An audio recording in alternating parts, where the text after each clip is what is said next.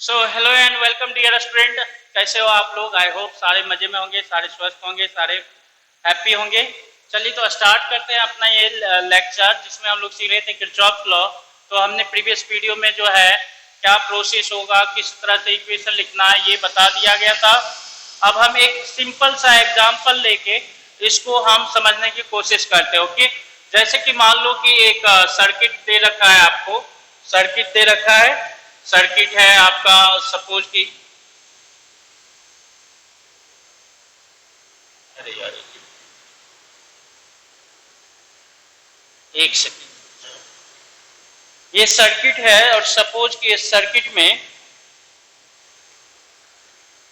हाँ ये सर्किट है, 6 ओम रजिस्टर है और इसमें एक और है 3 ओम रजिस्टर है और एक और है इसमें 3 ओम रजिस्टर है। और इस तरह से अगर हम देखें तो एक बैटरी है, ये 30 वोल्ट है और ये जो है आपका 15 वोल्ट है। ओके ठीक है। सो ये है, इस तरह से आपको सर्किट दे रखा है और आपसे पूछ रहा है कि इसका नाम दे दिया है बी और ये है D. Okay, so current through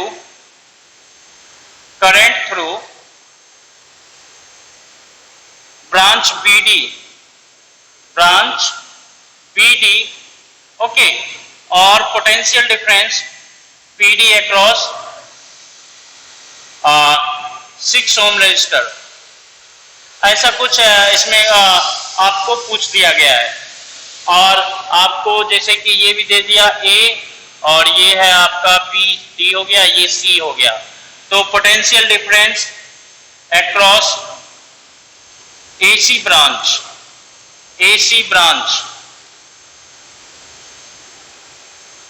ठीक है। सो AC potential difference between AC की बात कर रहा है। हालांकि इसके लिए तो AC के लिए पोटेंशियल डिफरेंस लिखने का जरूरत नहीं है, क्योंकि ये जो है C से कनेक्टेड है और ये A से कनेक्टेड है, तो आसानी से आप देख के बता सकते हो A और C का पाथ देखो। तो यहाँ का जो पोटेंशियल होगा वही है, यहाँ का पोटेंशियल होगा वही है, यहाँ का पोटेंशियल होगा वही है, यहाँ का पोटेंशियल होगा। सो A और C के बीच का तो पोटेंशियल सीधा आप लिख सकते हो कि इस क्वेश्चन को हटा ही देते हैं, कोई मतलब नहीं है।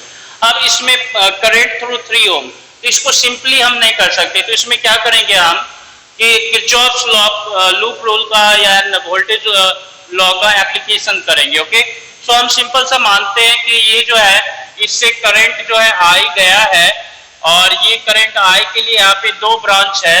सो हम मान लेते हैं कि इससे जो है आई डैश चला गया और इसमें जो बचा, इसमें से देखो एक इक्वेशन को रिड्यूस करने के लिए हमने दूसरा अननोन मान लिया, तो इसी के साथ किरचॉफ जंक्शन रूल का एप्लीकेशन करेंगे यहाँ पे। तो इसमें जो है किरचॉफ जंक्शन रूल और किरचॉफ करंट लॉ का एप्लीकेशन पॉइंट बी पे आप डायरेक्टली कर लो, तो इसको हम लिख सकते हैं I माइनस आई डैश, जो है करंट इधर से जाएगा। सो यहाँ पर है I माइनस आई डैश इधर से बाहर आएगा और ये घूम के आई डैश यहाँ से आएगा और ये फिर से I बन जाएगा। तो बैटरी से करंट आई गया है तो बैटरी को करंट मिलना चाहिए I। ओके, सो अब 2 लूप है आपके पास, लूप 1 और लूप 2 में आप क्या करोगे, किरचॉफ्स वोल्टेज लॉ का एप्लीकेशन करोगे। किरचॉफ्स वोल्टेज लॉ का इन लूप 1 आप लिखेंगे तो क्या लिखेंगे, लूप 1 में देखो बच्चे B से ऐसा घूमते हैं और B को पहुंचते हैं, जहां से आप स्टार्ट करोगे वहां पे पहुंचना आपको जरूरी है। ओके, सो B से अगर ऐसा घूम के ऐसा पहुंचते हैं तो करंट का डायरेक्शन देखो आपने बना लिया। अगर हमारा डायरेक्शन गलत हो जाएगा तो उस वैल्यू नेगेटिव आ जाएगा, वो फिर बाद में आंसर आने के बाद हम डायरेक्शन को रीएडजस्ट कर सकते हैं। ओके, सो यहाँ पे बच्चे हम देखते हैं, तो यहाँ से लूप 1 में देखें तो यहाँ से B A और ये जो है DB इस तरह से। तो देखो यहाँ पे लूप 1 में अगर जाएंगे तो आप क्या लिखोगे बच्चे, यहाँ से अगर यहाँ पर गए तो I डैश और इंटू 6, I डैश इंटू 6 और ये क्या हो गया, अगर आपने इसको करंट के डायरेक्शन में यहाँ से यहाँ गए, B से A गए और C है इधर, इसको भी मान लेते हैं F। ओके, सो यहाँ से आगे B से A को गए तो क्या हो गया, करंट की डायरेक्शन में मूव किया है तो आपने पोटेंशियल को लूज किया है। कितना पोटेंशियल लूज किया है, I डैश इंटू 6। अगर इसको पॉजिटिव मानेंगे तो जो गेन होगा उसको आप क्या करेंगे, नेगेटिव कंसीडर करेंगे। अब देखो यहाँ से इधर को जाएंगे, ए से एफ को जाएंगे, तो positive potential higher potential terminal से लोअर पोटेंशियल टर्मिनल को आप जाओगे। तो इसका मतलब हायर से लोअर को गए तो आप क्या कर लिए, लूज कर लिए। तो लूज कर लिए तो इसको +15 लिखोगे बच्चे, ओके, क्योंकि लॉस को पॉजिटिव माना है, तो ये वाला लॉस भी क्या होगा, पॉजिटिव होगा। फिर एफ से डी में कुछ भी नहीं है, चलो ठीक है।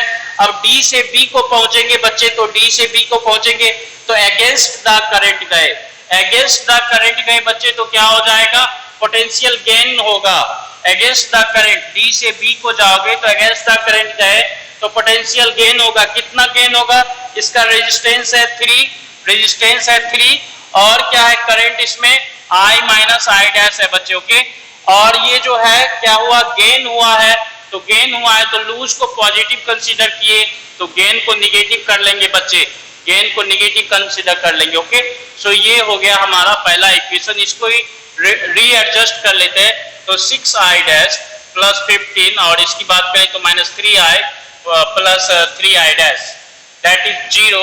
और ये अगर बात करें यहाँ पे तो देखो ये क्या हो जाएगा, 9i dash minus 3i equal to plus 15 equal to 0, या फिर इसको ही बोल सकते हैं 3i minus 9i dash equal to 15। इसको इधर ले जाते हैं तो ये इक्वेशन 1 आपको मिल गया, ओके। सो बहुत आसानी से अब आप लिख सकते हैं। इन लूप 2 में बच्चे अगर बात करेंगे तो अगेन लूप 2 में देखो आप कहीं से भी स्टार्ट कर सकते हो, इसको F माना, इसको भी G मान लेते हैं। तो इन लूप 2 जो है कहां से स्टार्ट करें, कहीं से भी स्टार्ट कर लो, कोई दिक्कत नहीं। G से स्टार्ट करके इधर ऐसा घूमते हैं तो यहाँ पर देखो G से B जाओगे तो इसमें करंट कितना है, इसमें करंट है I, 3 ओम रेजिस्टर में करंट है I। तो G से B को गए बच्चे, देखो हम इस तरह से घूम रहे हैं, इस तरह से एंटी क्लॉकवाइज इस लूप में। तो अगर G से B को गए तो G से B को गए तो हम क्या करेंगे, 3 इंटू आई लूज कर गए। अगर इसको पॉजिटिव माना है तो लॉस को पॉजिटिव कंसीडर कर रहे हैं, तो कभी गेन होगा तो उसको हम निगेटिव कंसीडर कर रहे हैं। तो 3i आपने लूज कर लिया, उसको पॉजिटिव कंसीडर किया। चलो तो इधर जो है आपने क्या किया, फिर इधर B से D को जाएंगे तो अगेन करंट के अलोंग गया। करंट के अलोंग अगर मूव करते हैं तो पोटेंशियल क्या होता है, लॉस होता है। पोटेंशियल लॉस कितना होगा, 3 into I minus I dash. पहला वाला पोटेंशियल लॉस को पॉजिटिव माना तो दूसरे वाले पोटेंशियल लॉस को भी पॉजिटिव कंसीडर करना पड़ेगा। फिर डी से सी गए बच्चे तो देखो कुछ भी नहीं है, सी से जी, फिर से जी से स्टार्ट किया था तो जी पे पहुंचना ही है आपको। तो अब देखो बच्चे यहाँ से सी से जी जाएंगे तो लोअर टू हायर गए, lower potential terminal to higher potential terminal गए तो क्या हो गया, ये पोटेंशियल डिफरेंस 30 वोल्ट जो है, 30 वोल्ट जो है आपने गेन किया, और लॉस को पॉजिटिव माने हो तो गेन को निगेटिव मानना है। तो ये हो गया आपका। तो यहाँ पर देखो बच्चे क्या हो जाएगा, 3i plus 3i minus 3i dash equal to 30, okay. So equal to 30, ये हो गया आपका 6i minus 3i dash equal to 30, ये हो गया इक्वेशन 2। हमें क्या चाहिए, current through branch BD, I minus I dash का वैल्यू चाहिए, I माइनस आई डैश का। तो I डैश मिल गया तो I भी मिल जाएगा, ओके, या I मिल गया तो I डैश भी मिल ही जाएगा। सो दो इक्वेशन दो अननोन है बच्चे, दो इक्वेशन दो अननोन है। देखो यहाँ पे इसको अगर I1 I2 मान लेते तो एक तीसरा इक्वेशन भी लिखना पड़ता, I equal to I1 plus I2। तो हम सिंपली उसको रिड्यूस करने के लिए, टाइम को बचाने के लिए हमने क्या किया, अगर यहाँ से I गया है तो I डैश उधर से भेज दिया, तो इसमें रीएडजस्ट यहीं पे जब करंट को मतलब कि डायग्राम में शो करते हैं तभी हम KCL का एप्लीकेशन अपने मन में ही कर लिया, पेपर पे नोट करने का जरूरत नहीं है। तो ये अगर I डैश गया तो ये I माइनस I डैश, जिससे क्या हुआ कि आपको दो ही इक्वेशन लिखना पड़ा, तीसरा I equal to I1 plus I2 लिखने की जरूरत नहीं है यहाँ पे, ओके। सो यहाँ पे अब दो इक्वेशन, दो अननोन I और I डैश। सो आप आसानी से इसको कैलकुलेट कर सकते हैं बच्चे, 3i minus 9i dash equal to 15 और 6i minus 3i dash equal to कितना है, 30 है। चलो हम इसमें क्या कर सकते हैं, अगर इसको 2 से मल्टीप्लाई करके इसमें माइनस कर दें अगर इसको 2 से मल्टीप्लाई कर दें और इसमें माइनस कर दें तो कितना मिलेगा बच्चे? देखो तो ये 6i माइनस 3i डैश, तो ये हो जाएगा आपका, अगर यहाँ पे देखें हम तो i का, हाँ ठीक है, कोई मिस्टेक तो नहीं हुआ है, 6i डैश और ये 3i डैश, ठीक है, 3i ठीक है, ये भी ठीक है, और यहाँ पर देखें तो कोई मिस्टेक नहीं हुआ है, ठीक है जी। ओके, सो इस केस में यहाँ पर देखो तो इसको 2 से मल्टीप्लाई करके इससे हम कर लें तो इस केस में क्या हो जाएगा बताओ तो? 3i और ये है 6i। सो इसमें अगर आपको i जो है हमारा वो क्या हो जाएगा? तो 1 और 2 की बात करें तो इसमें देखो यहाँ पे ये हो जाएगा आपका, हाँ 1 2 इंटू 1 2 इंटू 1 2 इंटू 1 माइनस और 2 कर दे। ओके, तो ये हो गया 6i and 6i 9i dash 15 और ये 30 हो जाएगा ना, 30, ठीक है जी। और इसमें ये 6i minus 3i dash equal to जो हुआ है आपका 30। सो इसमें अगर मान लो कि ये माइनस कर रहे हैं तो ये प्लस हो जाएगा और ये माइनस हो जाएगा, और यहाँ पर देखेंगे बच्चे तो ये क्या हो जाएगा? 6i की बात करें तो ये हो जाएगा 0 और ये हो गया आपका माइनस 6i डैश और ये हो जाएगा आपका ये इसको ऐड करेंगे तो ये क्या हो जाएगा? ये इसको ऐड करेंगे तो क्या हो जाएगा बच्चे? इसको इस तरह से करें तो ज्यादा अच्छा है, ये प्लस डायरेक्ट लिख दे माइनस, इसको ऐड कर ले तो ये हो गया 0, इसका मतलब i डैश हो गया 0, i डैश हो गया 0, तो करंट थ्रू ब्रांच BD कितना हो जाएगा?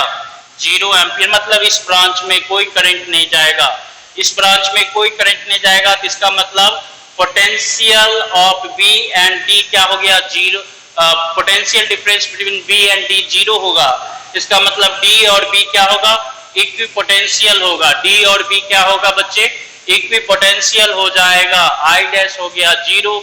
सो I अगर I डैश 0 हो गया तो यहाँ पे I का वैल्यू देखेंगे तो I का वैल्यू क्या हो जाएगा?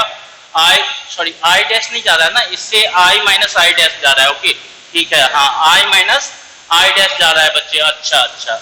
सो उस केस में I वहां से BD ब्रांच में I माइनस I डैश जो होगा वो करंट जाएगा।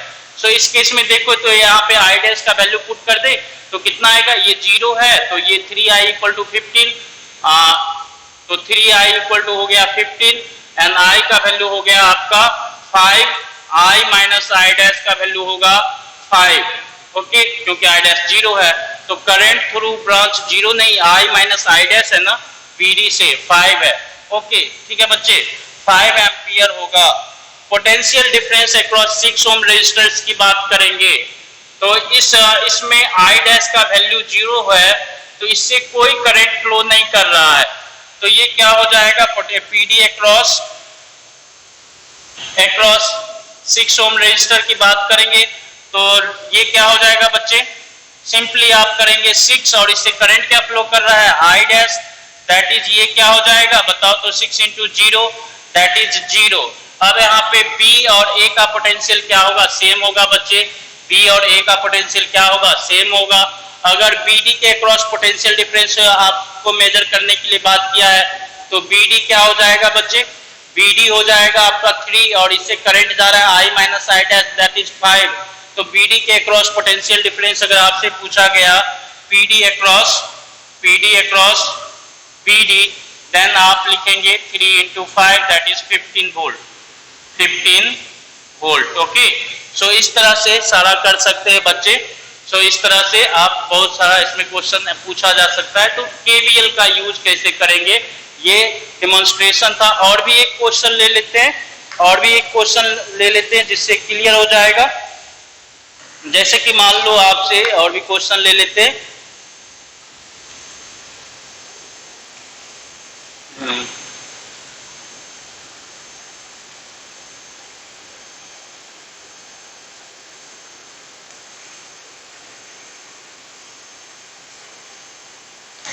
चलो और भी क्वेश्चन ले लेते हैं, जैसे कि हम आपसे पूछते हैं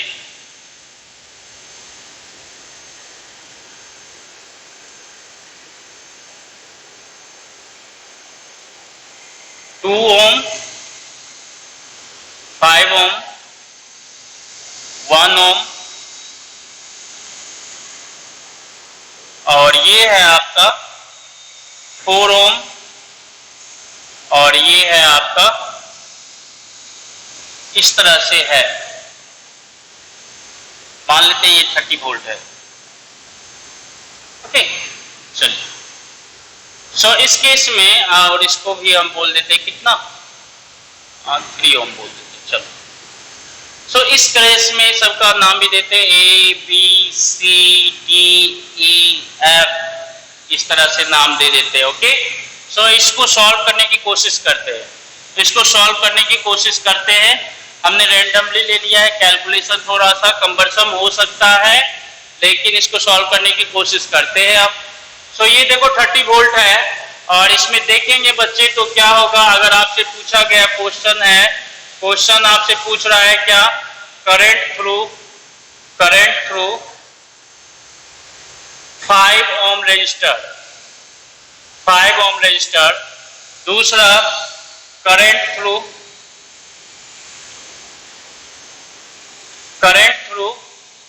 3 ohm register, current through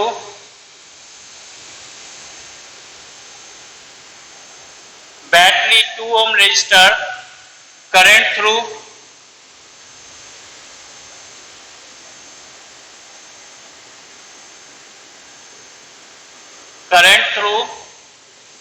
battery. इसमें करंट क्या है, इसमें बहुत कुछ पूछ सकता है। पोटेंशियल डिफरेंस अक्रॉस, इसी को करंट ना पूछ के पोटेंशियल डिफरेंस अक्रॉस BE पूछ दे और current in branch BE। Potential difference across 3 ohm resistor भी पूछ सकता है, तो आपको करंट थ्रू 3 ओम रजिस्टर तो काउंट करना ही पड़ेगा। पोटेंशियल डिफरेंस अक्रॉस BE पूछ दिया तो करंट थ्रू BE ब्रांच आपको कैलकुलेट करना ही पड़ेगा। सो ऐसे जब क्वेश्चन आ जाते हैं तो KVL का एप्लीकेशन करना मैंडेटरी हो जाता है, क्योंकि इसमें सिमेट्रिसिटी भी नहीं है। तो बहुत सारा सिमेट्रिसिटी जब यूज करेंगे तो KVL का उतना मतलब कि इक्वेशन लिखने की जरूरत नहीं होता है, आसान इक्वेशन हो जाता है, सॉल्व कर लेते हैं। लेकिन ऐसे क्वेश्चन आ जाते हैं तो आपको करना ही पड़ता है। तो चलो इस क्वेश्चन को हम करने की कोशिश करते हैं। इसमें देखो क्या क्या क्या होता है। सो सपोज कि यहाँ से ये जो है I करंट गया, बैटरी से I करंट निकला। सो यहाँ से I जो है ये I1 है और ये I2 है। ओके, ये I1 है, ये I2 है और ये I1 यहाँ पे पहुंचेगा। I1 को हम मान लेते हैं इधर है। अब इसमें I1 एक इधर से मान लेते हैं कि I1 minus I dash I3 मान लेते हैं। ठीक है, I1 I2 मान लिया तो I1 को हम मान लेते हैं कि एक I3 इधर गया, I3 इधर चला गया। I1 में से यहाँ पे जंक्शन लॉ जो है अपने में खुद में ही मन में कर लो। I3 इधर चला गया और ये जो है आपका सो I1 माइनस I3 हो जाएगा। ओके, सो अब देखो हमारे पास कितने अननोन होंगे, I1, I2, I3। Okay, so ये देखो यहाँ पर ये I2 आएगा और इधर से I1 माइनस I3 आएगा और यहाँ पे पहुंचेगा, इससे जो जाएगा I2 प्लस I3 जाएगा और इससे जो है I1 माइनस I3 जा रहा है। फाइनली यहाँ पे I1 माइनस I3 और यहाँ पे I2 प्लस I3। अब देखो क्या है, यहाँ पे मिलके I1 minus I3, I2 plus I3 क्या हो जाएगा, I1 plus I2 that is यहाँ पे क्या होगा I1 plus I2 that is I। सो ये ब्रांच में I मतलब बैटरी से करंट निकला था I, तो यहाँ पे जो है बैटरी को एंटर करेगा I। सो इस तरह से आप बना लेते हो। अब क्या है, आप इक्वेशन काउंट करो कौन कौन सा अननोन है, I1, I2, I3, इस 4 अननोन हो गए। तो आपको कम से कम 4 इक्वेशन चाहिए। 4 इक्वेशन के लिए तो देखोगे तो यहाँ पे एक जंक्शन रूल वाला लिखेंगे तो ये हो गया आपका I equal to I1 minus I1 plus I2, ये एक इक्वेशन ये हो गया। अब इसमें भी रिड्यूस कर सकते थे हम, आई में से आई डैश यहाँ पे मान लेते और इसमें से आई माइनस आई डैश और फिर आई डैश में से आई डबल डैश इधर और I dash minus I double dash. So इसमें एक इक्वेशन घट जाता है यहाँ पे, वो तीन इक्वेशन, तीन unknown he, I dash and I double dash, तीन अननोन ही होता और तीन इक्वेशन ही लिखने होते। हम वैसा भी कर सकते बट एक बना दिया आपको, तो चलो ठीक है, कोई ज्यादा अंतर नहीं आएगा। तो हमें तीन लूप तो कंसीडर करना ही पड़ेगा बच्चे।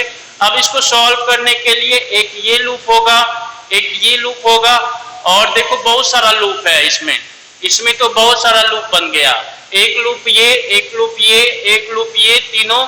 और उसके अलावा देखेंगे तो एक लूप ये वाला 4, एक लूप ये वाला 5, एक लूप इधर से जाके इधर से 6, एक लूप इधर से जाके 7 लूप बन रहा है इसमें।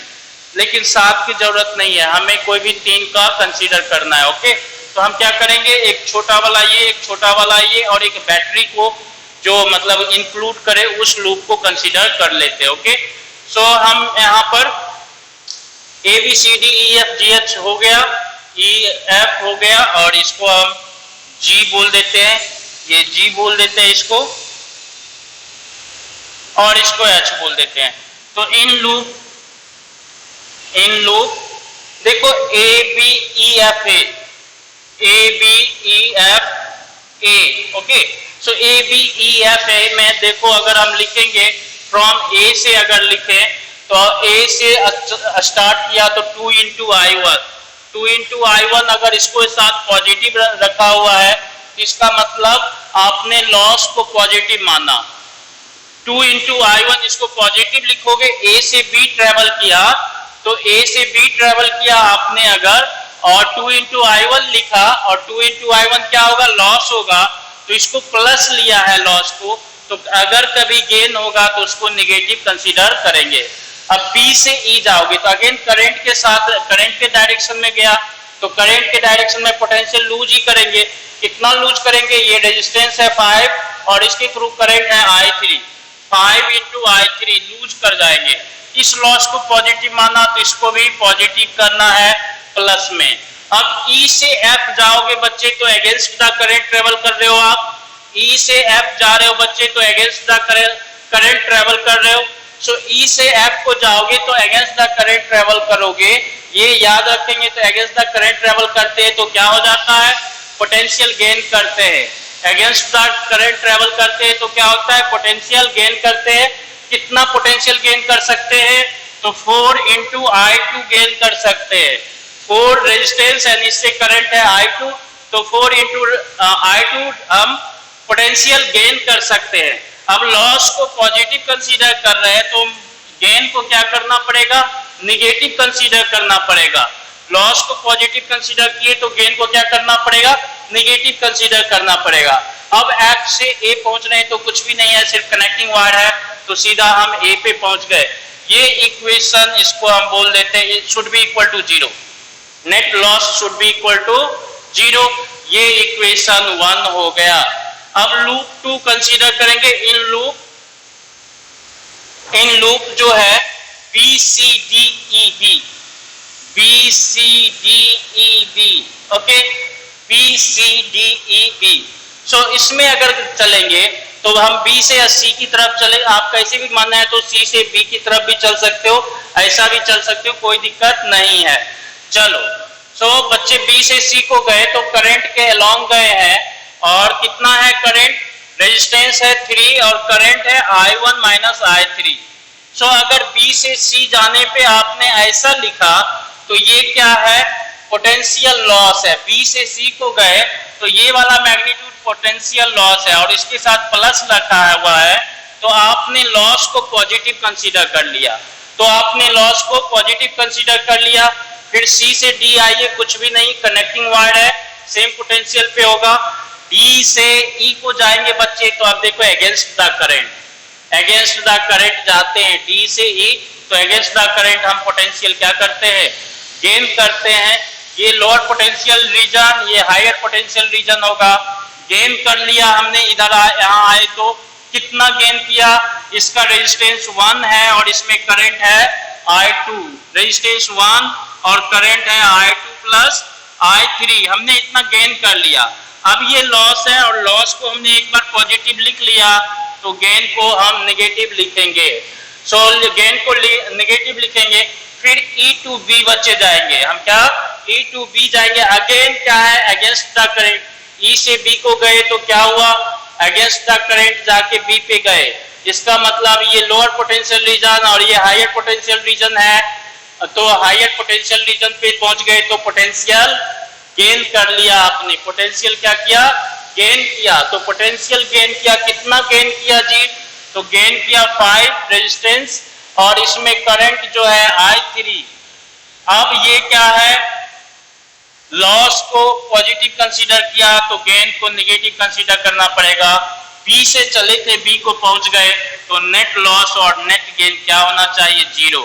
ये इक्वेशन 2, ये इक्वेशन 2 हो गया।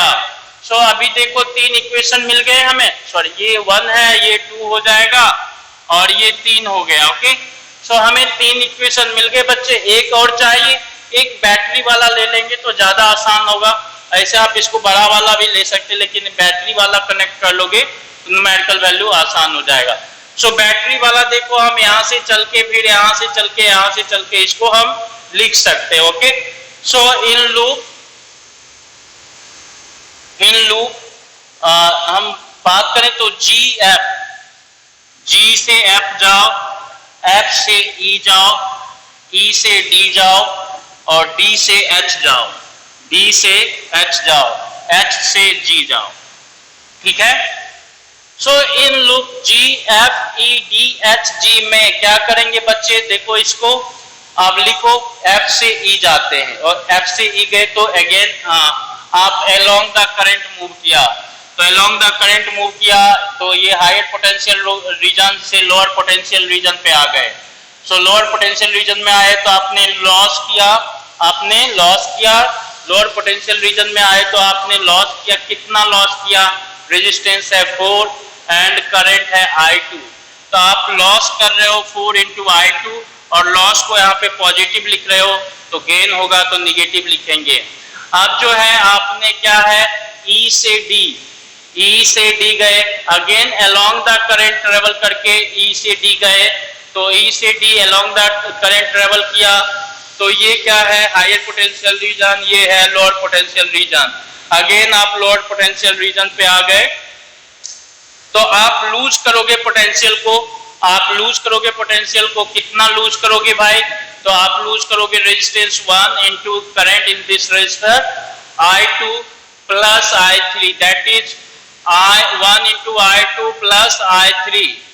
ओके, सो ये हो गया, आप लॉस किए। अगेन ये वाला लॉस पॉजिटिव है तो ये वाला लॉस पॉजिटिव है तो ये वाला लॉस भी पॉजिटिव होगा बच्चे। ओके, अब यहाँ से D से H ट्रेवल करना है, कनेक्टिंग वायर है, कुछ भी नहीं है, और फिर H से G जाना है तो बैटरी है। H से G जाएंगे तो बैटरी है, बैटरी को क्रॉस करोगे तो कैसे क्रॉस करोगे, from lower potential terminal to higher potential terminal, it mean lower से हायर, तो ये हो गया गेन। इधर से इधर को गए तो आप गेन कर लिए। कितना गेन किए 30 गेन किया आपने, बट क्या है कि आपने लॉस को पॉजिटिव लिखा है तो गेन को निगेटिव लिखना पड़ेगा। ये हो जाएगा net gain net loss 0। Okay, so यहाँ पे इसको हम एक्चुअली जो है ये तो ठीक है, इसको हम इक्वेशन को जब लिखेंगे तो थोड़ा सा पहले सिंप्लीफाई कर लेते हैं वहीं पे।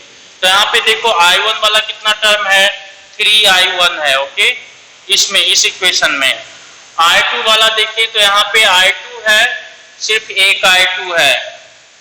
ठीक है जी, और I3 की बात करें तो ये -3I3 है और ये -I3 है और ये -5I3 है, तो 5 6 हो गया और 6 और 3 9 हो गया, तो -9I3 should be equal to 0।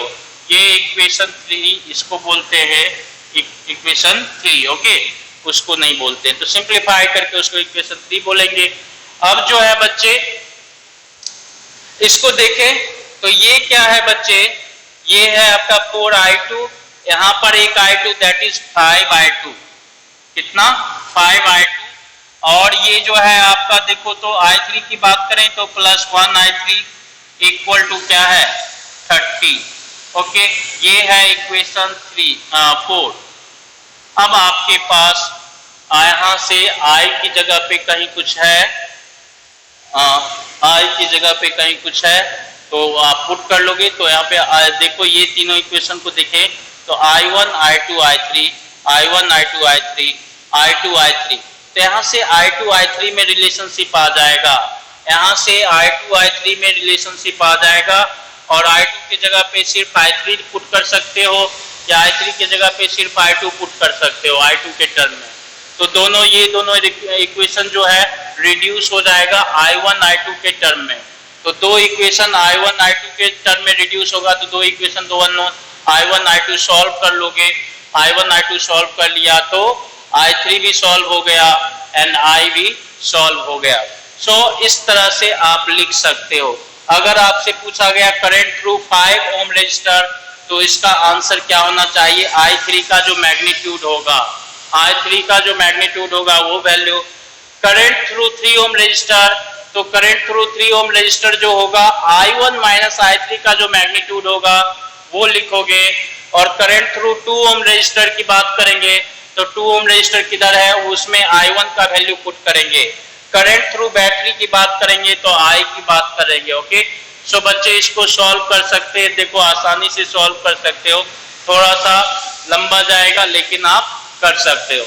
तो आई होप ये का इस तरह के क्वेश्चन आप कर सकते हो। केवीएल आपने सीख लिया और इस पे प्रैक्टिस करेंगे तो आप इसमें एक्सपर्ट बन जाएंगे। ओके, सो इसको हम यहीं पे रहने देते हैं। अब हम बात कर लेते हैं थोड़ा सा combination of resistance, combination of resistance के रिगार्डिंग बात करेंगे बच्चे। सो केवीएल में इक्वेशन लिखना सीख गए तो आधा काम आपका आसान हो गया। फिजिक्स में सर्किट के जितने भी प्रॉब्लम हो गए, केसीएल और केवीएल का एप्लीकेशन। ओके, सो बहुत सारा क्वेश्चन होगा इस पे और उसको हम करेंगे भी प्रैक्टिस। तो अभी बस आपको ये कंसेप्ट बता देते हैं और थोड़ा सा अब हम कॉम्बिनेशन ऑफ रेजिस्टेंस की तरफ ले चलते हैं। Okay, so combination of resistances की बात करेंगे तो सीरीज कॉम्बिनेशन, पैरेलल कॉम्बिनेशन, ये सब बातें आती है। सो हम बात करेंगे कॉम्बिनेशन ऑफ रेजिस्टेंस का।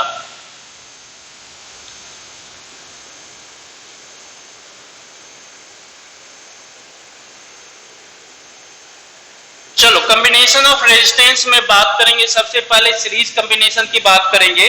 तो सीरीज कॉम्बिनेशन देखो यहाँ पे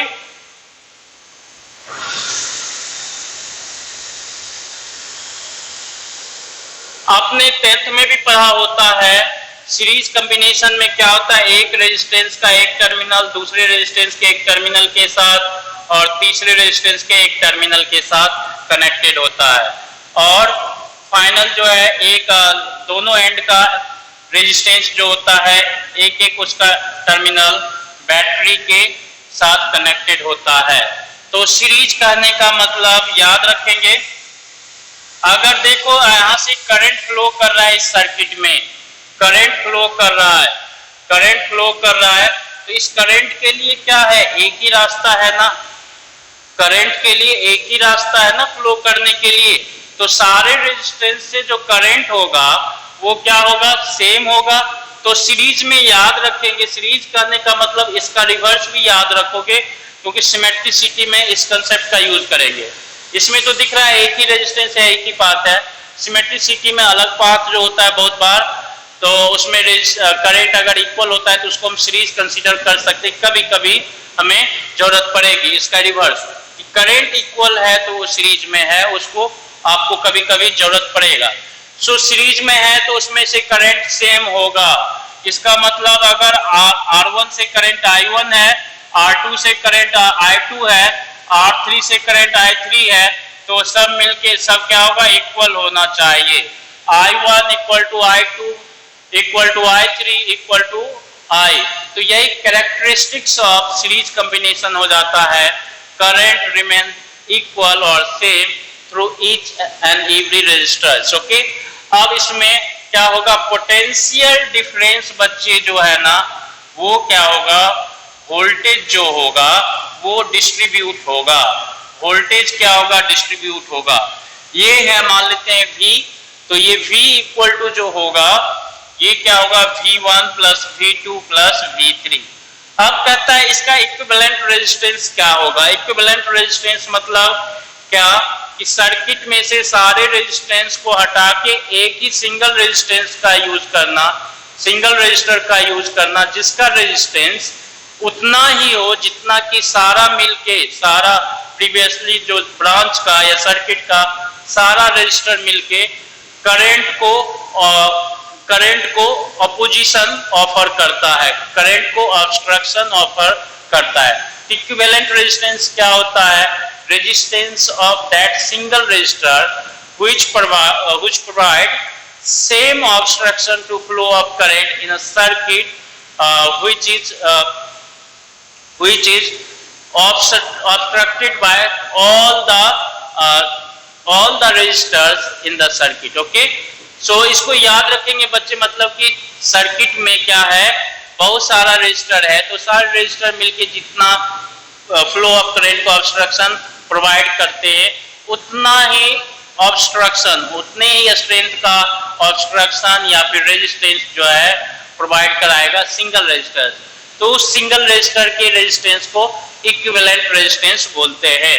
सो आर इक्विवेलेंट कहने का मतलब, इक्विवेलेंट रेजिस्टेंस की बात करेंगे तो इक्विवेलेंट रेजिस्टेंस क्या होगा,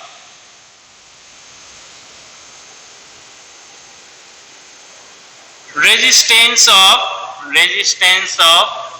single resistor which provide same obstruction, same magnitude of obstruction to flow of current which is provided by all the resistors in circuit accumulatively।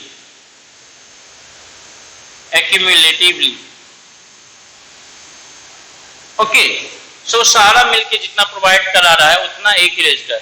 सो हम मान लेते हैं इस सर्किट को इस तरह से देखेंगे तो बैटरी तो उतना ही रहेगा, बैटरी में कोई चेंजेस नहीं होगा, एक सिंगल रेजिस्टर है और इसके रेजिस्टर को हम आर इक्विवेलेंट बोल देते हैं। ओके, सो इसमें भी जो है मान लेते करंट में कोई चेंजेस नहीं आना चाहिए, V है और करंट I ही होगा।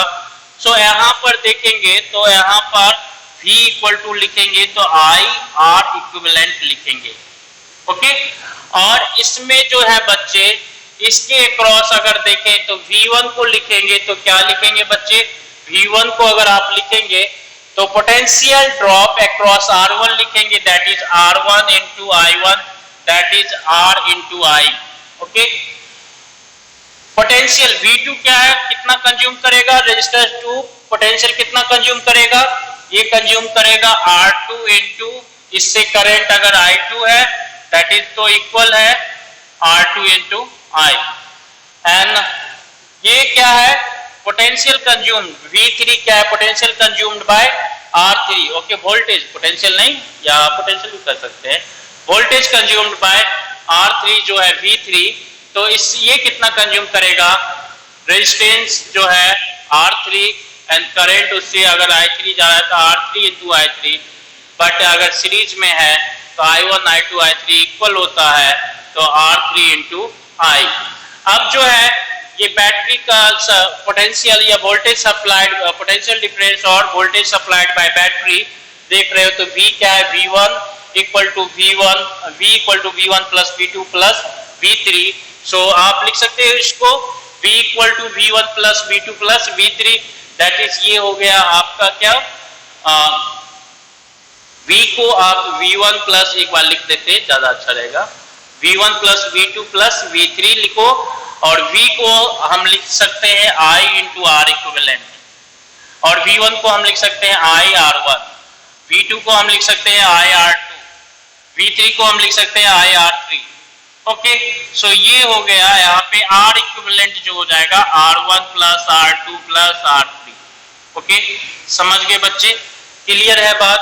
चलिए बहुत बढ़िया, ये बहुत ही बेसिक होता है, 10th में आप पढ़ते ही हो। नाउ हम बात कर लेते हैं इसमें ही थोड़ा सा और डिटेल में। सो ये जो होगा, अगर मान लो कि हमारा और भी ज्यादा रेजिस्टेंस है, R1 है, R2 है, R3 है, and so on up to Rn है। ओके, सो इस केस में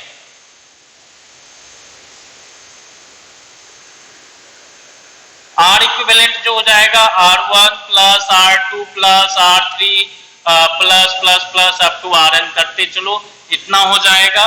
ओके, एंड इफ जो है सारा एक resistance R1 equal to R2 equal to R3 सब कोई आइडेंटिकल है, ओके, सब कोई आइडेंटिकल है, इक्वल टू Rn और इक्वल टू R बोल देते हैं, सब कोई आइडेंटिकल है, तो R इक्विवेलेंट जो हो जाएगा ये हो जाएगा NR in case of an identical registers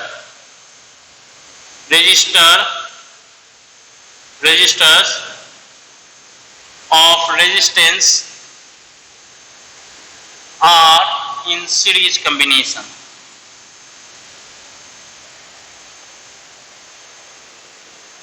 okay, याद रखें।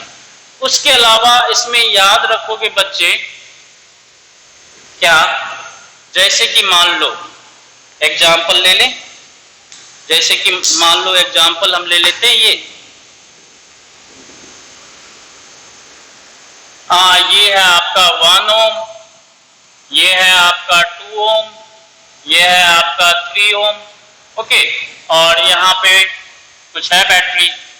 तो इस सर्किट में R इक्विवेलेंट लिखेंगे तो क्या 1 प्लस 2 प्लस 3 दैट इज 6 ओम हो जाएगा।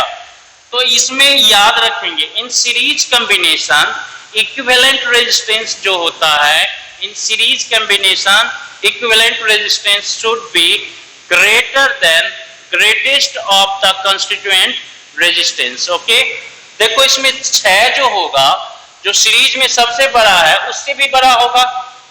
ओके, सो R इक्विवेलेंट जो होता है सीरीज कॉम्बिनेशन का इक्विवेलेंट रेजिस्टेंस, जो सर्किट में सबसे बड़ा मैग्नीट्यूड वाला रेजिस्टर है उसके मैग्नीट्यूड से भी बड़ा होगा R इक्विवेलेंट का। Okay, magnitude. So in series combination जो होता है, सीरीज कॉम्बिनेशन छोटा छोटा पॉइंट होता है बट इंपॉर्टेंट होता है न्यूमेरिकल सॉल्व करने के लिए। Okay, so in series combination magnitude of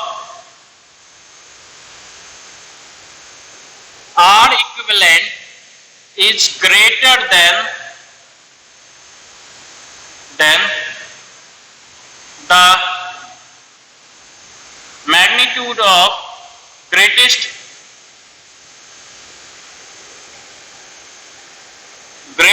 magnitude of resistance which in network। Okay, so network के ग्रेटेस्ट मैग्नीट्यूड वाले रेजिस्टेंस से भी ग्रेटर होगा मैग्नीट्यूड R इक्विवेलेंट का।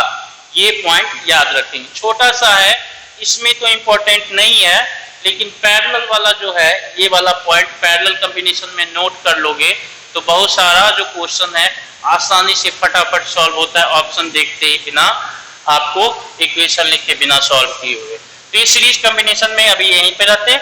अभी हम आते हैं किसमें, पैरेलल कॉम्बिनेशन में। पैरेलल कॉम्बिनेशन की बात कर लेते हैं। पैरेलल कॉम्बिनेशन में बच्चे देखो ये क्या है कि ये देखो इस तरह से सारा रजिस्टर को हम क्या करते हैं, लेते हैं सारे रजिस्टर का क्या होगा, एक टर्मिनल एक पॉइंट पे और दूसरा टर्मिनल जो है दूसरे पॉइंट पे कनेक्ट कर देंगे। ये मान लेते हैं R1 है, R2 है, R3। ये ध्यान दो, सारे रजिस्टर का एक टर्मिनल एक साथ, दूसरा टर्मिनल भी एक साथ हमने कनेक्ट कर दिया। ओके, सो ये पैरेलल कॉम्बिनेशन हो गया। अब इसके अक्रॉस हम बैटरी को सप्लाई करेंगे तो इसमें याद रखेंगे, छोटा छोटा बात है लेकिन बड़े बड़े न्यूमेरिकल को सॉल्व करने के लिए छोटा छोटा बात ही काम आता है। ओके, अब देखो ये तीनों का ये टर्मिनल, तीनों रेजिस्टेंस का जो है लेफ्ट हैंड टर्मिनल जो है वो क्या है, ये तीनों क्या है, किसके पोटेंशियल पे है, बैटरी के हायर पोटेंशियल वाले प्लेट के हायर पोटेंशियल प्लेट के पोटेंशियल के इक्वल होगा। ओके, ये हायर पोटेंशियल प्लेट है और इस तीनों एंड का देखो तो ये R1 R2 R3 के तीनों का लेफ्ट एंड जो है बैटरी के कनेक्टिंग वायर के थ्रू है ना, तो कनेक्टिंग वायर क्या होता है, इक्विपोटेंशियल बॉडी होता है, प्रीवियस वीडियो में आपको बता दिया है। तो ये देखो इसका लेफ्ट हैंड भी यही पोटेंशियल है, इसका हर एक पॉइंट पे पोटेंशियल सेम है, इसका हर एक पॉइंट पे इधर पोटेंशियल सेम है जो कि बैटरी के पॉजिटिव प्लेट का पोटेंशियल है। और सिमिलरली राइट साइड में भी देखोगे तो राइट एंड का जो पोटेंशियल है, राइट एंड्स का जो पोटेंशियल है इक्वल है, और वो किसके इक्वल है, बैटरी के जो है लोअर पोटेंशियल प्लेट का जो पोटेंशियल है उसके इक्वल है। अगर मान लो ये 30 वोल्ट है, ये मान लो कि ये इसका है 30 वोल्ट और ये है आपका 0 वोल्ट, तो ये हो जाएगा इसका ये सारा टर्मिनल इधर 30 वोल्ट, ये 0 वोल्ट हो जाएगा। ये अगर मान लो कि ये है आपका -5 वोल्ट और ये है आपका -2 वोल्ट, तो ये वाला जो हो जाएगा -2 वोल्ट हो जाएगा और ये वाला एंड जो है -5 वोल्ट पे हो जाएगा। ये अगर मान लो कि -25 वोल्ट और ये है आपका -5 वोल्ट, तो ये जो हो जाएगा -5 वोल्ट पे हो जाएगा और ये हो जाएगा आपका -25 वोल्ट पे। ओके, -25 और -5 में ये क्या है, -5 बड़ा होता है, इसीलिए ये हायर पोटेंशियल प्लेट -5 है। ओके, और ये लोअर पोटेंशियल, बैटरी जो है पोटेंशियल डिफरेंस कितना प्रोवाइड कर रहा है, हायर माइनस लोअर करोगे तो 20 वोल्ट सप्लाई कर रहा है, बैटरी जो है 20 वोल्ट सप्लाई कर रहा है। अगर इसको 0 माना तो ये 20 मानना पड़ेगा, अगर इसको -25 माना तो इसको -5 मानना पड़ेगा, इसको अगर -35 माना तो इसको -15 मानना पड़ेगा, अगर इसको 50 माना तो इसको 70 मानना पड़ेगा, अगर इसको 80 मानना तो इसको 100 मानना पड़ेगा। ओके, और जो बैटरी का इस तरह से पैरेलल कॉम्बिनेशन में देखेंगे तो ईच एंड एवरी रजिस्टर के क्रॉस कैरेक्टरिस्टिक्स क्या है, ईच एंड एवरी रजिस्टर के क्रॉस, ये V1 अगर मान लो कि V1 है, ये V2 है और ये V3 है, तो V1 V2 V3 सब क्या हो जाएगा, V के इक्वल हो जाएगा। क्या होगा कैरेक्टरिस्टिक्स इसका याद रखोगे, पोटेंशियल डिफरेंस अगर रजिस्टर के क्रॉस सेम है तो वो पैरेलल में कंसीडर किया जा सकता है। एक तो पैरेलल होता है तो उसके क्रॉस पोटेंशियल डिफरेंस क्या होगा, सेम होगा, इक्वल होगा। दूसरा ये भी कंसेप्ट याद रखेंगे आगे सिमेट्रिसिटी में जब हम नेटवर्क सॉल्व करेंगे तो याद रखेंगे क्या, इसका रिवर्स ये भी कि अगर पोटेंशियल डिफरेंस जो है सेम है, आपको इस तरह से सिंपली दिखेगा नहीं कि ये पैरेलल कनेक्टेड है।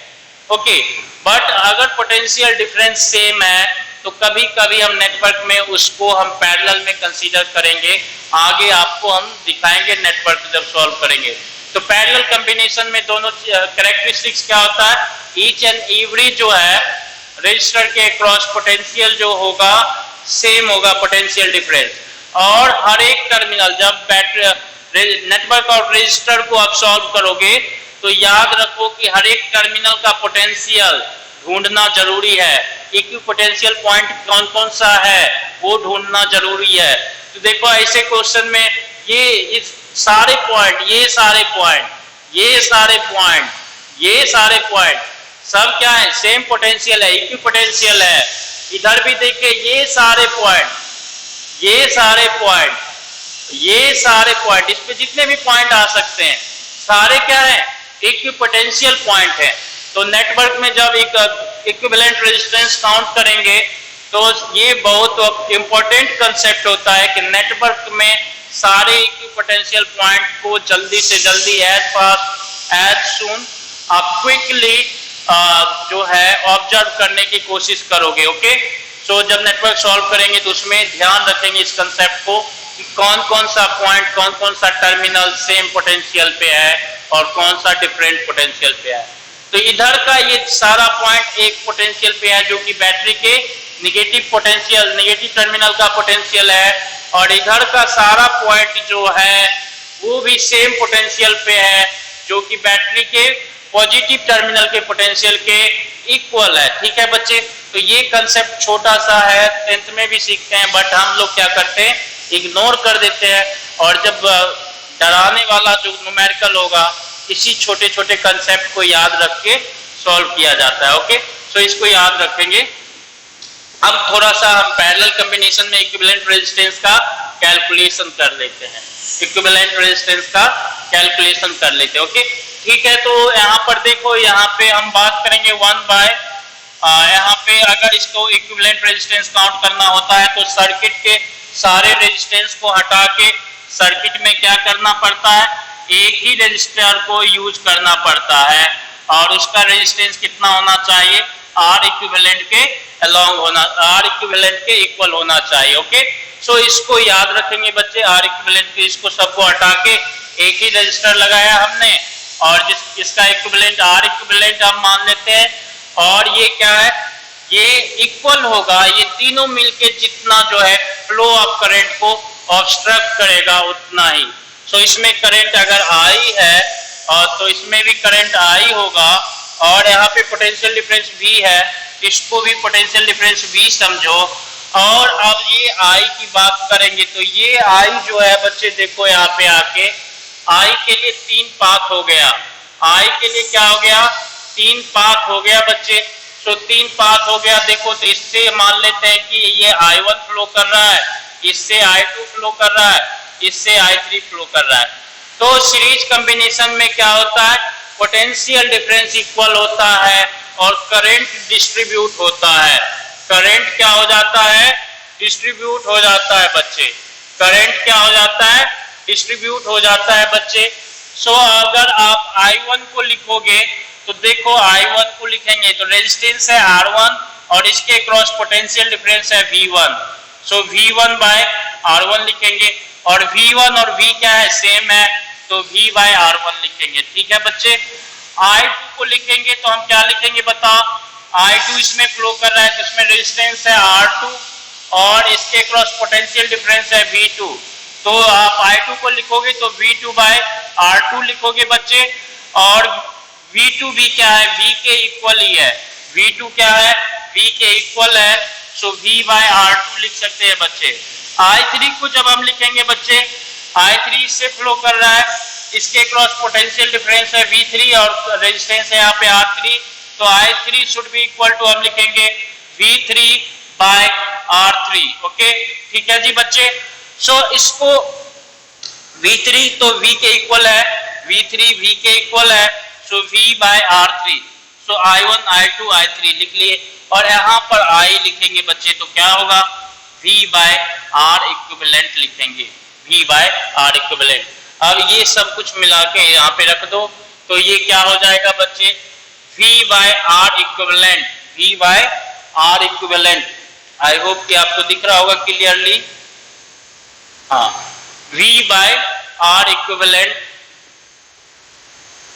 V by R equivalent. Okay ठीक है बच्चे, so V by R equivalent equal to क्या होगा, V बाय R1, I1 को प्लेस पे लिखेंगे V बाय R1, I2 के प्लेस पे लिखोगे V बाय R2 लिखोगे बच्चे, और I3 के प्लेस पे लिखोगे V बाय R3 लिखेंगे बच्चे। ठीक है, सो इसको याद रखेंगे। तो आप देखो यहाँ पे V कॉमन हो गया, खत्म हो गया, तो 1 बाय R इक्विवेलेंट क्या होगा, 1/R1 plus 1/R2 plus 1/R3। समझ गए? ये कैरेक्टरिस्टिक्स फॉर्मूला होता है पैरेलल कॉम्बिनेशन के लिए। तो आई होप कि आप इसको डेरिवेशन को समझ गए। अब इसको थोड़ा सा और फटाफट कर लेते हैं बच्चे। सो इसमें देखो,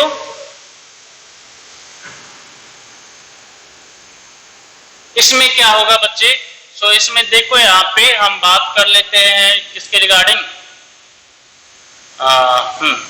और भी रजिस्टर लगा लेते हैं। 1 है, 2 है, 3 है, 4 है, ऐसा ऐसा करते करते बहुत सारा हो सकता है। R1, R2, R3, R4 और अप टू N। तो ये जो है Rn, और इसके क्रॉस एक बैटरी लगा दो। ओके, इसके क्रॉस बैटरी लगा दिया। सबके क्रॉस बैटरी है और सबके क्रॉस पोटेंशियल डिफरेंस क्या होगा? V ही होगा सबके क्रॉस। और R इक्विवेलेंट लिखेंगे तो क्या हो जाएगा? 1/R equivalent. ओके, याद रखेंगे जब भी लिखेंगे तो 1/R equivalent equal to 1/R1 plus 1/R2 plus 1/R3 and up to 1/Rn करेंगे। इफ n आइडेंटिकल है resistors of resistance in parallel. Okay, so parallel में है तो इसका क्या हो जाएगा? 1/R इक्विवेलेंट करेंगे तो ये क्या होगा? 1/R, मान लो कि R1 equal to R2 equal to R3 and up to R equal to Rn equal to R है, पैरेलल में है। Okay, so 1/R plus 1/R plus 1/R plus plus plus 1/R करोगे अप टू N। सो इसका मतलब ये हो गया 1/R equivalent जो हो जाएगा आपका N/R हो जाएगा बच्चे। और R इक्विवेलेंट को याद रखेंगे बच्चे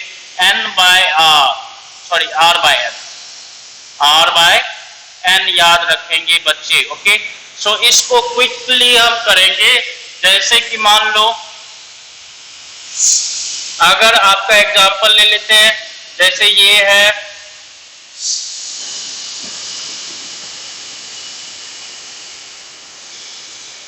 अब मान लो कि 10 ओम है, 10 ओम है, 10 ओम है, ये भी 10 ओम है, ये भी 10 ओम है। ओके, सो इस तरह से देखो ये नेटवर्क है, ये नेटवर्क है। ओके, और 10 ओम है। सीधा आप इसका R इक्विवेलेंट लिखोगे तो क्या लिखोगे? सब आइडेंटिकल है तो R/N कर लेंगे तो R/N होता है। तो R का वैल्यू क्या है? 10 है और N का वैल्यू क्या है? 5। सो R इक्विवेलेंट कितना हो जाएगा बच्चे? 2 हो जाएगा, 2। अगर मान लो कि ये ऐसा है, फटाफट कर लोगे, 9 ओम है और ये भी 9 ओम है। ओके, इस तरह से कहीं पर नेटवर्क है। सो A और B मान लेते हैं तो ये इसका इक्विवेलेंट रेजिस्टेंस कितना हो जाएगा? RAB की बात करेंगे बच्चे, ये सीधा 9/2 दैट इज 4.5 ओम। ओके, अगर मान लो कि ऐसा है आपका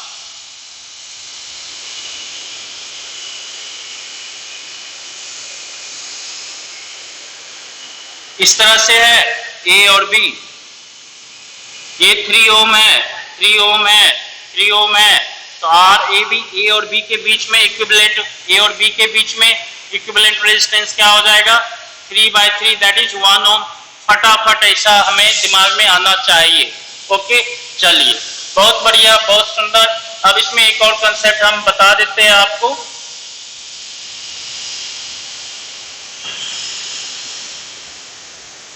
एक कंसेप्ट और बता देते हैं बच्चे, क्या? चलो, जैसे कि मान लो हम ऑब्जर्वेशन के थ्रू है चेक करेंगे।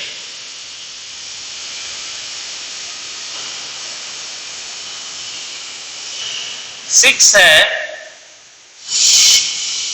और 3 ओम है और जो है ये 2 ओम है, A और B। सो आप RAB लिखेंगे तो क्या लिखेंगे? सो 1/RAB इक्वल टू आप लिखेंगे 1/R1 6, 1/R2 3, 1/R3 2। इसको देखो बच्चे, तो ये क्या हो जाएगा, देखो 632 का एलसीएम लेंगे तो 6 हो जाएगा, ये होगा 1, ये होगा आपका 2 और ये हो जाएगा आपका 3, तो ये 6/6 दैट इज 1। इसका मतलब RAB क्या हो गया, 1 ओम आ गया।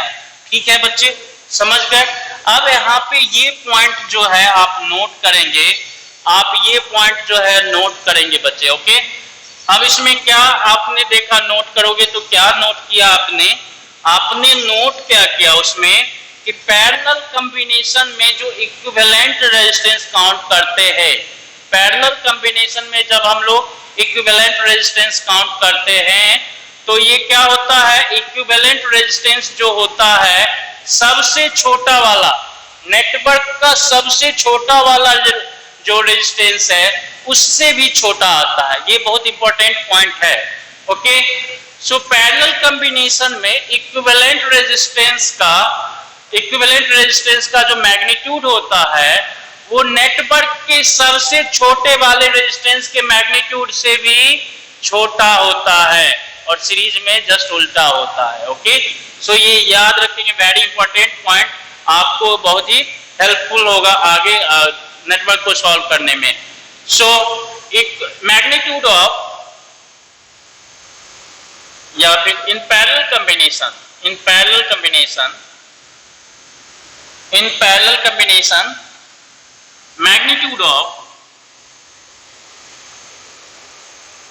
magnitude of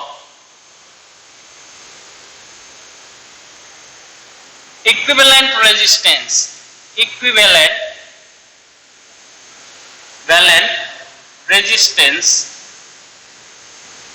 is smaller than the smallest resistance in network, okay. अब याद रखो बच्चे, अब जैसे कि मान लो कि ये आपका 10,000 ओम है, 10,000 ओम है और ये ए और बी, और ये इसके क्रॉस जो है पैरेलल में अगर 1 ओम रजिस्टर है तो बी RAB क्या होगा, व्हाटएवर भी मैग्नीट्यूड में नहीं जाएंगे, आप सोचेंगे तो ये जो है, इसको तो ऑन कर देते हैं यहाँ पे। अब RAB की बात करेंगे तो हम मैग्नीट्यूड तो कैलकुलेट कर ही लेंगे, तो इसको देखेंगे तो ये क्या होना चाहिए, इसका जो कुछ भी होना चाहिए 1 ओम से तो छोटा ही होना चाहिए इक्विवेलेंट रेजिस्टेंस। आप भले ही इसके अक्रॉस मान लो 1 लाख मतलब 10:6 या 10:12 ओम, सॉरी 10:12 पावर कर देते, 5:10:12 ओम है, ओके, एग्जाम्पल है। और इसके क्रॉस हमने क्या किया, 0.5 ओम का अगर लगा दिया, ओके, तो ये दोनों पैरेलल है, ये दोनों क्या है, पैरेलल है, ओके। सो इस केस में RAB जो होगा ये तो श्योर है, मैग्नीट्यूड पे हम बाद में देखेंगे, कैलकुलेट कर लेंगे, लेकिन ये श्योर है कि ये 0.5 ओम से क्या होगा, इसका जो इक्विवेलेंट जो होगा 0.5 से छोटा ही होगा। ये छोटी सी बात है बट हम इग्नोर कर देते हैं, तो हम वहां पे बहुत सारे बच्चे इग्नोर करके चले जाते, तो वहां पे दिक्कत होता है ना बड़े क्वेश्चन को सॉल्व करने। ये छोटी छोटी बातें याद रखोगे तो बड़े क्वेश्चन को आसानी से सॉल्व कर पाओगे, ओके। सो इसमें याद रखेंगे पैरेलल कॉम्बिनेशन में जो इक्विवेलेंट होगा सबसे छोटे वाले से भी छोटा होगा, ओके। सो ये याद रखेंगे।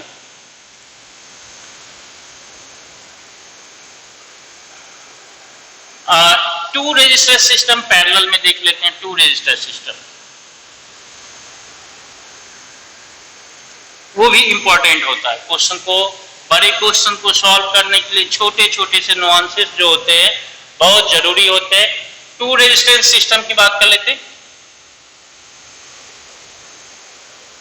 2 रेजिस्टेंस सिस्टम में देखते हैं तो ये जो है R1 है और ये जो है R2 है बच्चे, और यहां से हम इसकी बात कर लेते हैं तो ये जो है आपका मान लेते हैं I, ओके, बैटरी है I जा रहा है। अब इसको हम इसको मिटा के भी देख सकते हैं, सो ये जो है, अगर इससे I1 करंट जा रहा है और इससे I2 करंट जा रहा है, तो I1 I2 में क्या रिलेशनशिप होगा in terms of R1 R2। I1 को डायरेक्टली हम कैसे लिखेंगे, फटाफट जल्दी से कैसे लिख सकते हैं, I2 को जल्दी से कैसे लिख सकते हैं, I2 R2 R1 गिवन है तो I क्या होगा, I1 R1 R2 गिवन है तो I2 क्या होगा, I क्या होगा, फटाफट कैसे लिख सकते हैं। सो यहाँ पे ये याद रखेंगे बच्चे, ये दो पॉइंट है, तो ये दोनों पैरेलल में है, ये दोनों पैरेलल में है, तो एक तो याद रखेंगे ये रेजिस्टेंस R1 R2 पैरेलल में है, तो potential difference across R1 should be equal to potential difference across R2। potential difference across R1 should be equal to potential difference across R2, मतलब I1 R1 equal to I2 R2, that is V। ये एक याद रखेंगे, identity बहुत ही बढ़िया है, I1 R1 equal to I2 R2, ये important है, ओके, ये सब ऑब्जर्वेशन बहुत इंपॉर्टेंट है।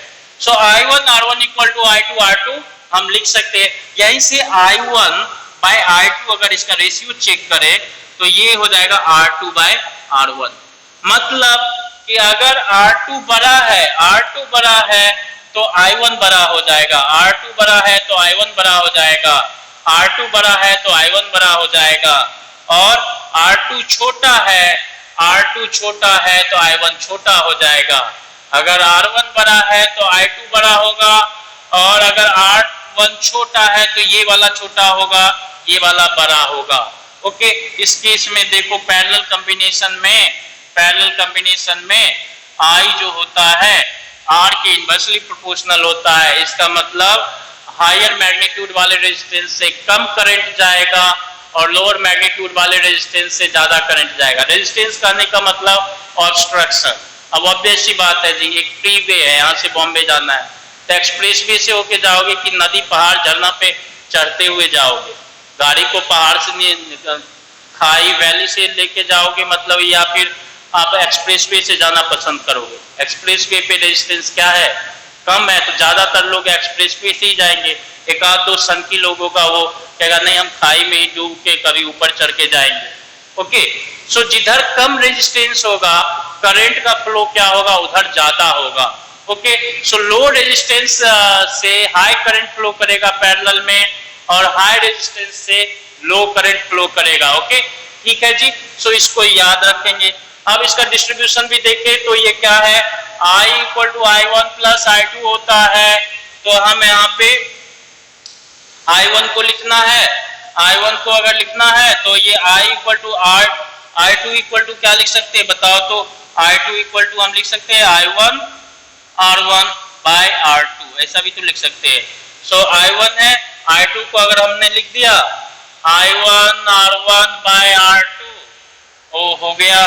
सो ये देखो यहाँ पे I इक्वल टू हो गया आपका I1 R2 plus I1 R1 divided by R2, okay. इसका मतलब हम इसको I को लिख सकते हैं, I1 कॉमन ले लेते हैं, that is R2 plus R1 bye R2, ऐसा भी लिख सकते हैं, okay.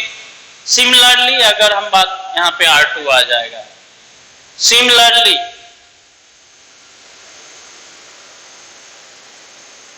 I equal to I2 के टर्म में लिखेंगे तो ये हो जाएगा R1 प्लस R2, और बट यहाँ पे R2 नहीं आएगा, R1 आ जाएगा, ओके। सो इसको हम ऐसा भी लिख सकते हैं, एंड ऐसा भी लिख सकते हैं। I1 को लिखेंगे तो यहाँ से देखो I1 को I के टर्म में लिखेंगे तो लिखेंगे R2 bye R1 plus R2 into I, और अगर इसको हम लिखें I2 की बात करें तो ये जो हो जाएगा R1 by R1 plus R2 by I, okay. अब इसको एग्जाम्पल के थ्रू समझ लेते हैं, अब मान लो कि ये जो है आपका 2 एम्पियर है और ये 3 एम्पियर है, और ये जो है आपका 2 ओम 3 ओम, ये है 10 एम्पियर, ओके। तो इसको हम बोलते हैं I1 और इसको बोलते हैं I2। तो I1 क्या हो जाएगा बताओ, तो I1 फटाफट लिखेंगे तो क्या लिखेंगे, I दैट इज आई, और ये क्या होता है R2 bye R1 plus R2।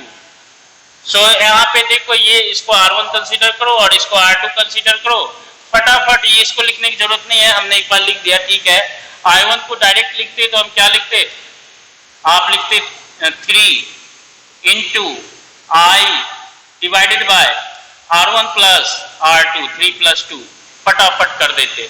ये कितना हो जाएगा 6 एम्पियर हो जाएगा। I2 को अगर लिखते तो आप क्या लिखते फटाफट, आप लिखते 2 into I, 2 into I divided by R2 plus R1, 3 plus 2, ये हो गया आपका कितना 5 इंटू 10 को 5 से डिवाइड करेंगे 2 आएगा, 4 एम्पियर आ गया, ठीक है। आप फटाफट कर सकते हो, एग्जाम्पल है ये, ओके। सो ये कैरेक्टरिस्टिक्स याद रखेंगे। 2 रेजिस्टेंस सिस्टम में ये जो है हमारा कैलकुलेशन के लिए फास्ट होना चाहिए, वेरी फास्ट होना चाहिए, ओके। सो इसमें और भी एग्जाम्पल ले लेते हैं।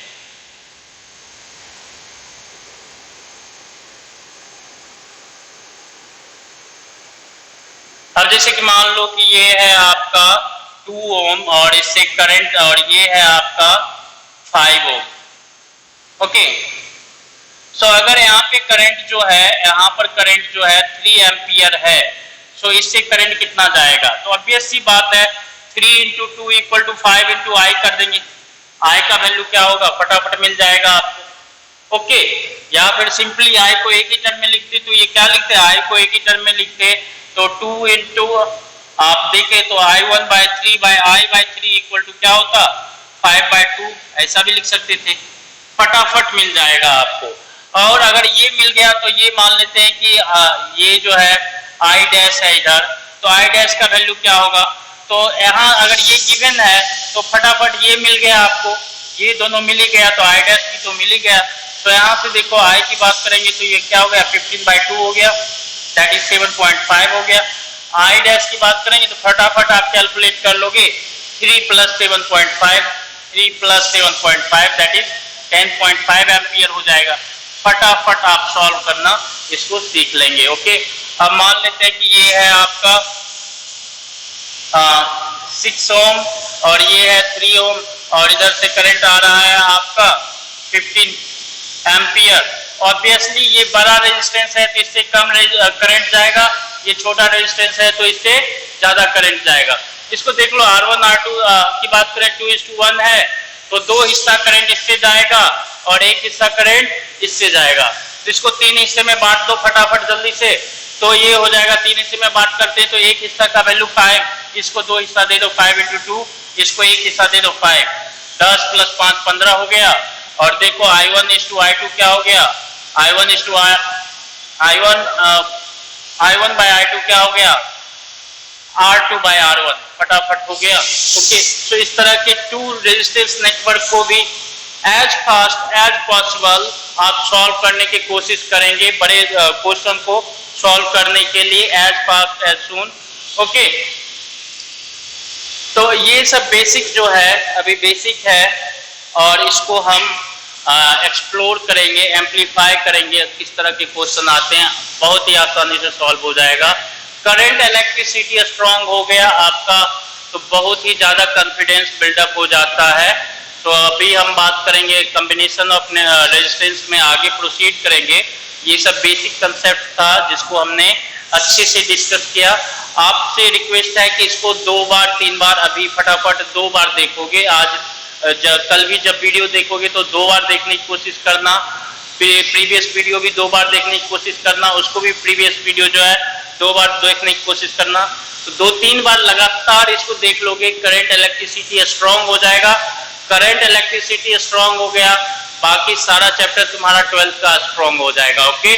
सो इसको याद रखें, बहुत ही आसान इससे क्वेश्चन होते हैं, अगर एक बार प्रैक्टिस कर लिए समझ में आ गए तो बहुत ही आसान होते, ओके। सो KVL KCL पे ज्यादा जोर देंगे, अच्छा रहेगा। और इसको बेसिक को अच्छे से रखोगे तो बाकी कोई भी प्रॉब्लम है आप सॉल्यूशन देख के भी समझ सकते हैं, कोई भी टीचर आ सकते हैं उसको भी समझ सकते हो। सो बेसिकली हम 10 दिन के लिए छुट्टी पे जा रहे हैं तो हो सकता है कि हम थोड़ा सा वीडियो से ब्रेक लेंगे, 10 दिन घर से आएंगे तो फिर जल्दी से आपके साथ रिज्यूम करेंगे। सो फिर ये हमारा मे बी 30 के पहले जो है ये लास्ट है, 30 तारीख को, मतलब 30 तारीख को आने के बाद फिर 1 तारीख से स्टार्ट करेंगे। ओके, सो आपको हाँ डाउट है तो कोई पूछते रहना, आप हमको मैसेज करते रहना। 10 दिन के लिए हम ब्रेक पे जा रहे हैं। Thank you. ओके, और तब तक के लिए आप लोग हैप्पी रहिए, हेल्दी रहिए, स्वस्थ रहिए, मस्त रहिए। Thank you once again.